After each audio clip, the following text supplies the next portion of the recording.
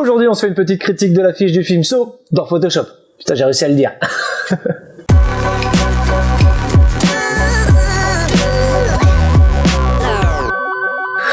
Bonjour à tous, c'est Alexandre de Briès, vous pouvez me retrouver sur le blog laretouchephoto.com. On voit ensemble comment retoucher nos photos simplement et en s'amusant.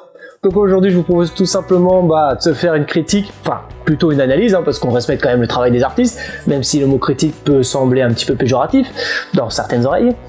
Donc voilà, on va tout simplement revenir sur l'affiche originale, parce qu'elle mérite quand même qu'on revienne dessus, et sur les autres affiches, parce qu'il y a eu pas mal d'affiches de créer, et je pense que ça vaut le coup d'œil. Avant de se lancer dans Photoshop, on va tout simplement parler un petit peu de Saw, parce que c'est quand même une saga culte qui rassemble des fans et des non-fans. Il y a eu quand même pas mal de films, donc ça c'est le 8ème, Jigsaw c'est le 8ème. Ça fait 7 ans qu'ils n'ont pas sorti un film, faut dire que le dernier Saw 7 c'était Saw 3D qui était plutôt raté, pas très bien réussi, je crois d'ailleurs que je l'ai même pas vu en entier, j'ai dû m'arrêter à la moitié. Mais il y en a eu des très bons, le meilleur ça reste le premier. On va tout simplement parler de James Wan, je sais pas trop comment ça se dit, c'est le scénariste, le réalisateur et le producteur. Un mec plutôt bon dans son domaine, il a d'ailleurs réalisé Dead Sentence, un très bon film, un peu triste, mais je vous le recommande. Il a fait aussi Inside Use 1 et 2, Conjuring 1 et 2, donc un mec qui est plutôt balèze dans les films d'épouvante. Et on le retrouve aussi sur Fast and Furious 7, donc un blockbuster, et on va aussi le retrouver donc en 2018 sur Aquaman. J'attends de le voir. Donc toute la série Saw a quand même généré des millions de dollars. Si on rassemble tous les films, je crois qu'on n'est pas loin de 900 millions de dollars. Ça fait beaucoup de pépettes. Donc Saw, c'est un film qui mélange cube et thriller. Deux films mélangés, ça donne une machination, des gens qui sont enfermés, qui doivent réfléchir un petit peu pour justement esquiver un tueur en série. Donc il y a pas mal de sang, il y a pas mal de gore. C'est un film plutôt trash et un peu flippant. Donc je vais pas parler du film, je vais pas le critiquer parce que je pense qu'il y en a déjà qui l'ont suffisamment fait et bon, moi je reste quand même plutôt fan, même si je suis un petit peu déçu par celui-ci, j'en attendais un petit peu plus, quand même, ça fait 7 ans qu'on attendait ce putain de film. Donc voilà, pas de grosses surprises, un petit peu prévisible, parce que forcément quand on est fan on connaît un petit peu le schéma. Ça reste quand même un gros bordel dans le scénario, un petit peu ambigu, mais bon faut le dire, il est quand même plus ou moins bien réussi, on retrouve une certaine habileté subtile, c'est du bon taf. Donc là on fait le chemin inverse, après avoir vu le film on sait comment construire l'affiche, on sait ce qu'on doit retrouver sur cette dernière. Le tueur en série est représenté la plupart du temps par une marionnette, la petite marionnette habillée en costard avec un masque un petit peu flippant je dois dire, donc la marionnette est en noir et blanc et a seulement des traits rouges comme les yeux, des petits cercles sur les joues et puis un rouge à lèvres il me semble, et les cheveux un petit peu bouclés longs. Donc voilà, on retient du noir et du blanc et du rouge. D'ailleurs, si on regarde bien, le masque, moi, il me fait penser à un masque grec antique. Donc avant tout, voilà, ça servait justement à cacher l'identité de l'acteur ou alors imiter ou recréer un visage. Mais les masques, voilà, c'est pas seulement pour le côté folklore, pour Halloween ou pour le Mardi Gras. C'est aussi pour les rites religieux, au chamanisme, aux reliques funéraires, les trucs qui font un petit peu flipper quoi. Après le masque, on retrouve aussi la tête de cochon avec les cheveux longs, donc qui est utilisée généralement par les victimes qui servent après le tueur en série, donc qui servent son intérêt pour justement sauver leur vie. Si on va un petit peu plus loin, le cochon, ça a des atouts, ça représente certaines choses. Donc je me suis posé la question, mais putain, pourquoi ils ont choisi un masque de cochon? Eh ben c'est simple. Les principaux atouts du cochon, c'est tout simplement l'honnêteté et la rigueur. Son défaut, il est égoïste et crédule, il aime la solitude et la liberté, et il n'aime pas l'intolérance, l'injustice et la mauvaise foi. Donc tout ça, c'est ce qu'on retrouve justement chez notre tueur en série, le tueur au puzzle. Donc on est bien d'accord qu'il va falloir retrouver du noir et du blanc pour justement symboliser le maquillage et la marionnette du tueur en série. Et on retrouve la couleur rouge pour le maquillage, et ça rappelle le sang, c'est quand même un film gore. Avec ça, on va retrouver donc des teintes bleutées, verdâtres, pour justement nous rappeler l'esprit thriller. Et puis donc voilà, si on peut retrouver une tête de cochon ou un masque, c'est pas mal. Allez, on arrête de jacter, on voit ça tout de suite dans Photoshop. Donc j'ouvre l'affiche originale, voilà, c'est celle qu'on a pu voir partout. Celle-ci, je la trouve quand même très très réussie, elle fonctionne très très bien. Et d'ailleurs, je trouve qu'elle fonctionne mieux que le film. Donc on va juste regarder un peu plus près comment celle-ci a été construite. Donc on remarque tout simplement notre personnage qui est dans le coin droit. Il est un petit peu croppé, donc il n'est pas au centre de l'image. Je trouve que c'est pas mal, ça apporte justement une certaine intrigue. Ensuite, qu'est-ce que je remarque? Tout simplement que mon personnage est flou. Si on regarde bien, les contours ne sont pas nets. Donc ça laisse préserver simplement une silhouette. Bon, là on connaît un petit peu l'identité du tueur au puzzle, on sait de quoi ça parle, hein, c'est So. Mais bon, ça souligne quand même l'intrigue dont je vous parle. Après, on peut encore regarder d'un peu plus près ce qui se passe. Donc je peux remarquer qu'il y a une application de texture comme ceci. Je remarque des petits impacts de gouttes d'eau séchées. Donc là aussi, on pourrait penser tout simplement que ça ressemble à une porte de douche. Donc on pourrait s'imaginer prendre notre douche et là d'un coup, boum, le tueur en série apparaît derrière cette porte de douche. Donc c'est pour ça aussi qu'on n'a pas cette netteté. On a cette petite texture, cette petite matière entre les deux. Voilà, j'espère que vous avez compris à peu près ce que je voulais dire. Ensuite, la texture évolue un petit peu et on a ces traces justement plutôt dirt, de rough, qui renvoie justement au côté trash un petit peu, ce côté un peu travaillé, lugubre. Alors, qu'est-ce qu'on remarque après? On a notre gros titre, notre H1, qui est juste là, bien présent, en bas de page, donc qui nous invite aussi à descendre en bas de la page, ok, pour justement nous dire de quoi ça parle. Donc là, on remarque bien que notre titre est splitté. On a du rouge et du blanc. Jigsaw. Si je me trompe pas, Jigsaw c'est 6 sauteuses, un truc comme ça. Donc on retrouve là aussi notre rouge, qui est pas vraiment un rouge très saturé. Il est légèrement désaturé. C'est plus agréable pour les yeux. Et ça renvoie plus justement à la couleur sang. Même si je l'aurais foncé un petit peu, comme ceci, pour retrouver une couleur sang. Mais après, on voit plus rien. Et voilà, après on a le blanc justement à côté qui réveille le jig. Donc là aussi, un travail entre les deux. On pourra encore aller un petit peu plus loin et penser à la double identité du tueur en série. Le rouge donc qui renvoie au meurtrier et le saut qui renvoie plus au mec qui est là pour faire justice. Ensuite on retrouve notre H2 qui renvoie donc à une citation qu'on a l'habitude de retrouver sur les affiches de films pour justement nous énoncer un petit peu l'esprit du film. Donc là voilà, le jeu reprend. C'est ce qu'on appelle aussi la tagline. Ensuite on a notre H3. C'est en fait notre rendez-vous. On nous dit quand est-ce que le film va sortir. Il faut être présent. Et voilà, après on a le hashtag Jigsaw. Donc coup de pub là aussi pour Twitter et tous les réseaux sociaux pour justement parler du film. Et puis après, comme d'habitude, on retrouve là aussi nos sponsors, nos producteurs. Il faut bien mettre en avant leur travail. Donc voilà, ça c'était l'affiche originale du film. Honnêtement, je la trouve bien réussie. Même mieux que le film, original et subtil. Ensuite, je vais vous glisser une deuxième affiche juste ici. Voilà, donc ça, c'est la deuxième affiche qui rappelle l'affiche originale qui a été créée sur le même plan. Hein. Donc on trouve pareil un portrait, sauf que cette fois-ci, je vais juste créer un petit calque, voilà. Donc là, cette fois-ci, on retrouve notre titre en plein milieu. Donc voilà, ça change un peu, étant donné que l'arrière-plan est un peu plus flouté, le personnage un petit peu plus effacé, ça permet de mettre le titre en valeur. Donc là, on remarque qu'il y a une tagline, donc un titre numéro 2, We all have a part to play. On a tous un rôle à jouer. Voilà, cette fois-ci, on a juste un titre en blanc bien marquant, plus classe, moi je préfère. Parce que d'ailleurs, si on regarde bien, on n'a pas besoin de rouge parce qu'on le retrouve plus dans les teintes en arrière-plan. Ici, c'est un peu magenta. Ici, on a plus du rouge. Donc voilà, c'est plus sympa, il n'y a pas besoin d'en rappeler encore une fois de plus le rouge, on le retrouve en arrière-plan, ça fonctionne. Et d'ailleurs voilà, on retrouve un peu plus de jaune ici, dans le haut de l'image, donc du jaune verdâtre même, tandis que la première, voilà, elle était plus bleutée, avec des tons verts, mais quand même plus bleu. Donc voilà, c'est pas du tout la même ambiance, celle-ci est un peu plus chaude, ça renvoie au sang. Et pareil, on retrouve notre rendez-vous, cette fois-ci, il n'y a pas de date, mais directement Halloween, avec le hashtag juste en dessous. Et on retrouve aussi, pareil, les sponsors, les producteurs. Voilà. Ensuite, je vous balance une troisième affiche. Celle-ci a été dévoilée pendant le Comic-Con, donc quelques mois avant la sortie du film. Je vous la glisse, hop, dans Photoshop. Celle-ci est un peu différente, mais je la kiffe. Elle est en noir et blanc, donc là aussi, on retrouve le noir et le blanc de la poupée.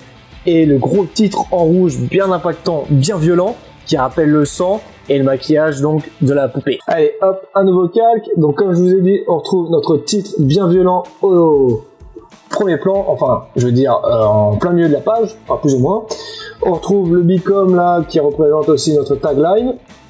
On retrouve pareil, même plan, notre rendez-vous avec le hashtag, les sponsors aussi, pas de surprise. Ensuite, si on regarde un peu plus près la composition, donc on a une composition comme ceci en triangle, voilà, qui invite à aller vers le bas de l'image, donc sur le titre. Pareil pour les cheveux qui accompagnent, comme ceci. On devine une tête de cochon, hein, c'est pas compliqué. Les ombres sont bien fortes, bien présentes, comme ceci. La lumière, elle vient comme ça. Voilà. Donc après, on peut regarder aussi ce que ça représente. Donc là, on imagine qu'on vient de poser notre masque sur un porte-manteau. Du genre, on arrive chez nos invités, laissez vos masques à l'entrée. Du genre, laissez votre identité de tueur en série à l'entrée et rentrez voir les convives pour être sympathique.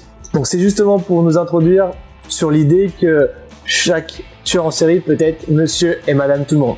Donc pour ça, je vous invite aussi sur une nouvelle série qui vaut le coup d'œil. Donc ça se passe sur la série qui s'appelle Is Everything Is Everywhere. Donc voilà, c'est des portraits très serrés comme je vous le dis. Il faut que ça renvoie justement à une expression du visage très forte. Donc là c'est plutôt triste. Mais bon voilà, on trouve notre maquillage du tueur en série. Donc on connaît pas l'identité du personnage, du tueur en question. Donc là on a quoi? On a une photo de 3/4, on crée un petit calque. Donc on a notre personnage pareil comme ceci en triangle qui nous renvoie sur le titre. On renvoie donc directement sur notre tagline. Ensuite on a notre titre bien présent en blanc. On a légèrement du rouge, voilà comme ceci qui nous rappelle donc le maquillage et le cercle comme ceci du tueur en série. Après ce que je remarque c'est quand même la texture qui est super forte, très travaillée, qui nous renvoie justement à l'incrustation dont je vous parlais tout à l'heure, avec un côté plutôt dirt, plutôt trash. Donc je sais pas vous mais ça me fait aussi penser au maquillage du Joker dans Batman. Ça fonctionne très très bien, je suis assez fan. Ensuite on regarde bien qu'il y a quand même une très très bonne définition dans les yeux, les réflexions, tout ça, enfin le maquillage, je suis très fan. Bon après ce que j'aime pas trop c'est que tout ça là c'est noir, c'est bouché, on voit rien du tout. Il y a juste cette partie là du torse qu'on découvre. Mais bon voilà, ils auraient pu laisser un peu plus d'informations. D'ailleurs il y en a d'autres qui fonctionnent un peu mieux. Donc voilà, c'est une série de 5 images. Là on découvre un petit peu plus de cheveux. Par contre la profondeur de champ est moins importante. Mais pareil, on retrouve aussi une belle définition sur le craquelage, sur les craquelures, je veux dire, de peau. C'est très propre, j'aime bien. On retrouve aussi une autre tagline, Is Everywhere. Notre gros titre bien présent en blanc. Et notre rendez-vous Halloween, sauf que, attendez, ouais, le rouge par contre je le trouve pas terrible. Ok, il est pas saturé, mais bon, je le trouve un peu terne. Ça renvoie pas à ce rouge là. Je trouve que ça fonctionne pas très bien. Donc là pareil on retrouve les cheveux aussi qui nous renvoient à la tête de cochon, donc avec les cheveux longs. Ça c'est cool et une belle définition sur l'œil, donc avec une expression intéressante. Là il me semble que c'est le portrait du tueur en série, si je ne me trompe pas, j'ai quand même un doute. Il me semble que c'est John Kramer quand même. Donc expression aussi cette fois qui regarde directement l'appareil photo. Donc la mise au point, elle est présente ici, mais bon, si on regarde bien, ça a été rajouté sur Photoshop. Enfin, si je me trompe pas, mais bon, de ce que je vois, ça a l'air quand même. Là, cette fois-ci, la tagline est un peu différente et on retrouve Is Everyone, donc il est tout le monde. Pareil, notre titre, la même construction, Halloween, hop. Là, tout ça, c'est bouché, c'est dommage, mais bon, pareil, belle craquelure. Et on retrouve justement le logo juste ici qui nous rappelle la poupée. C'est le symbole un petit peu du tueur au puzzle. Ensuite, encore un avant-dernier. Donc celle-ci est plutôt pas mal, mais pareil, je la trouve bouchée ici. On retrouve les cheveux, c'est plutôt pas mal. Le flou, bon, il est plus ou moins bien réussi. Le rouge, très peu présent. C'est dommage. Là, il y a des effets un peu bizarres. Le rouge de sang, là, j'aime pas trop, c'est un peu bizarre. Et petite dernière, hop. Voilà, donc là l'expression je la trouve plus intéressante, pareil, un triangle qui nous renvoie sur Is Everything. Donc là on retrouve un costard, ok c'est cool. Donc l'idée en fait était ici de montrer que le tueur en série peut être n'importe qui et monsieur et madame tout le monde. Pour ça, on va encore aller un petit peu plus loin et je vais vous montrer une autre série qui vaut vraiment le coup d'œil. Elle claque. On voit ça tout de suite. Donc cette fois-ci, ça s'appelle He's Everywhere. Et pour moi, cette série justement renvoie plus à des photos de mode, des photos de magazines. Et voilà, ça vient un petit peu contrebalancer avec ce qu'on vient de voir, avec les films d'horreur, les films d'épouvante. On a un arrière-plan tellement neutre, tellement soft et léger, que voilà, c'est intéressant parce que justement, un film d'horreur, bah, ça va être totalement à l'inverse, il va y avoir plein d'informations, même trop d'informations, ça va être oppressant. Tandis que là, je trouve ça plutôt léger. Donc là, on retrouve une composition très simple, hop, dans le coin gauche, un petit peu décalé, on laisse d'ailleurs du vide ici, et voilà, on a notre titre aussi qui est décalé, Is Everywhere, pareil, on retrouve notre tagline, notre H3 pour notre rendez-vous. Là, ce que j'aime bien, c'est les bras tombants, là, c'est vraiment sympa. On retrouve du noir juste pour son habillage, pareil dans les cheveux, avec son soutien-gorge. Et la teinte, je la trouve superbe de la peau, c'est vraiment clean et ça vient travailler sur la couleur complémentaire avec l'arrière-plan. J'adore. Et voilà, je vous glisse simplement les autres. Donc pareil, même concept, is everyone. Donc le tueur en série peut être tout le monde. On peut très bien s'identifier et s'imaginer donc être à la place de ces mannequins. Donc celui-là, je l'adore. Franchement, c'est une de mes préférées. Les teintes, elles sont superbes ici. C'est vraiment sympa, on a une ombre douce juste là. Bon, par contre, le cadrage, coupé ici, je sais pas. Je préfère à la rigueur celui-ci, de plein pied. Hop, Madame Irma, on peut très bien imaginer sa tante ou quelque chose comme ça, quelqu'un de la famille. Le masque, il est top, j'apprécie. Même moins violent, bon, avec des petites gouttes de sang comme ça, mais bon, il fait un peu moins peur. Puis le titre très léger, très classe comme ça en blanc. Moi, j'adore, quelque chose d'épuré. Ça fonctionne. Voilà, ensuite on peut imaginer la petite secrétaire, pareil, décalée sur le coin gauche, laissant la place au titre et du vide. Franchement, c'est top, avec une belle ombre portée qui rappelle un petit peu des films d'horreur d'époque. Ensuite, je vous lance le mec en costard, le mec qui va travailler, pareil, coupé au niveau du genou.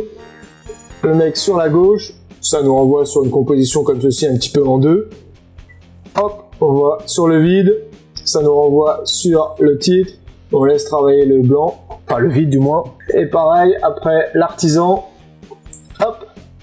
Donc le mec avec son tablier, c'est top, de plein pied. Pareil sur la gauche, avec une belle ombre portée qui rappelle justement les films d'horreur, les films d'époque, où justement on laissait parler les ombres. Pareil, la tagline, le titre propre en blanc. Le style visuel est le même d'image en image. Et puis on retrouve la tête de cochon, donc on sait de quoi ça parle si on a vu un petit peu le film. Et je vais tout simplement maintenant vous envoyer sur une dernière série. Donc voilà, pour moi c'est une série qui est très intéressante parce que justement elle parle du don du sang, un sujet quand même très important, et un petit peu controversé parce que là ici on parle des homosexuels et des transgenres.